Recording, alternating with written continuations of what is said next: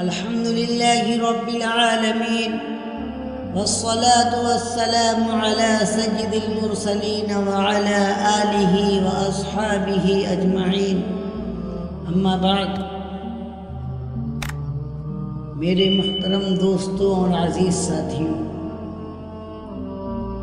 اللہ کا عاشق کون ہے؟ اللہ کا سچا عاشق دین کے معاملہ میں صرف اللہ کے حکم کو سامنے رکھتا ہے۔ وہ دنیا بھر کی ملامت کرنے والوں کی ملامت اور طعنوں کو کچرے کے ڈھیر میں پھینک دیتا ہے۔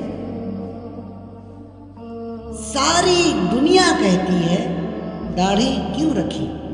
وہ کہتا ہے میرے رب کا حکم ہے۔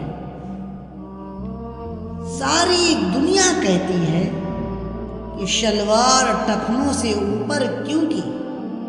تو وہ کہتا ہے میرے رب کا حکم ہے۔ جب میں دن رات اس کی نعمتیں کھاتا ہوں تو کیوں اس کی نہ مانوں؟ مولانا رومی رحمۃ اللہ علیہ فرماتے ہیں، 14ویں کے چاند پر کتے کثرت سے بھوکتے ہیں، کیا کتوں کے بھوکنے پر چاند اپنی رفتار کو چھوڑ دیتا ہے؟ لہذا اللہ کے عاشقوں کو چاہیے مثل 14ویں کے چاند کے چلتے رہو، کتوں کے بھوکنے پر کان نہ لگاؤ۔ ارشاد فرمایا کہ آج مسلمان دنیا بھر میں ذلیل اور رسوا ہو رہا ہے۔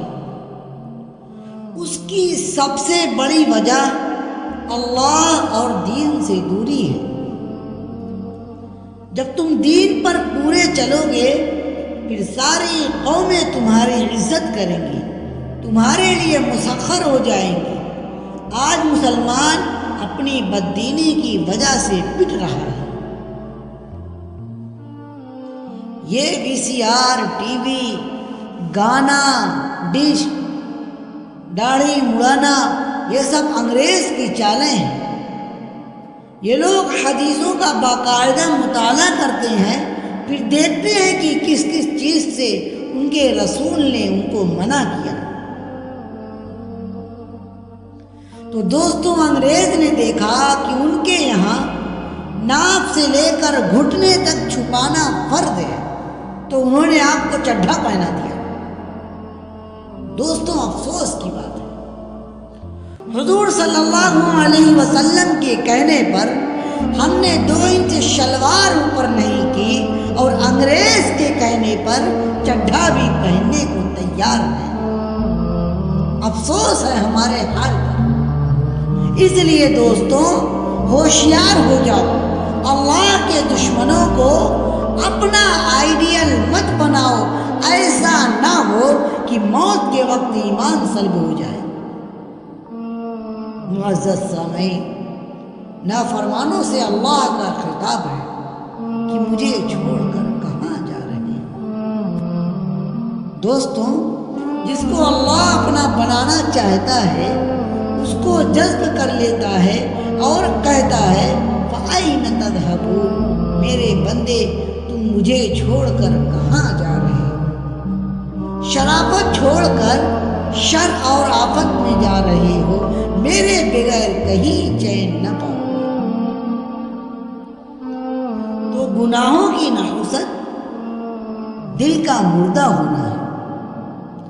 گناہوں کی نحوست سے بعض اوقات دل مردہ ہو جاتا ہے، پھر ایک وقت ایسا آتا ہے کہ گناہ کا احساس بھی ختم ہو جاتا ہے۔ جیسے گو کے کیڑے میں بدبو کی حس ختم ہو جاتی ہے۔ کیڑے کو گندگی سے نکالا جائے تو پھر دوبارہ گندگی کی طرف لپکتا ہے، اسے احساس ہی نہیں ہوتا کہ میں گندگی کھا رہا ہوں۔ اسی طرح عادی گنہگار کے دل میں بھی احساس ندامت ختم ہو جاتا ہے۔ اللہ تعالیٰ اس مزاج سے حفاظت فرمائے۔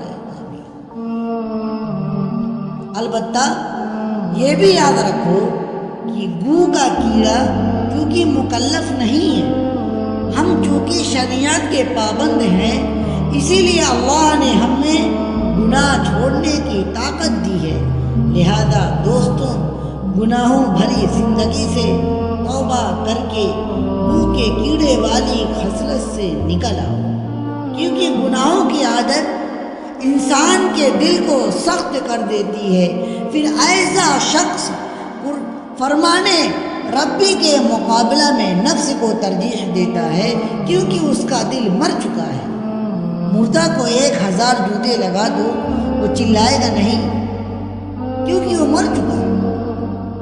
جس کا دل مرا نہ ہو تو گناہ کے ارادے کے جس کا دل مرا نہ ہو تو گناہ کے ارادے کے ساتھ ہی اس کا دل پریشان ہو جائے گا، اور اس کے قلب پر فَإِنَّ لَهُ مَعِيشَةً ضَنْكَ کا ظہور ہو جائے گا۔ اس کا ضمیر خود ملامت کرے گا کہ ظالم ربا کو چھوڑ کر کہاں جا رہا ہے۔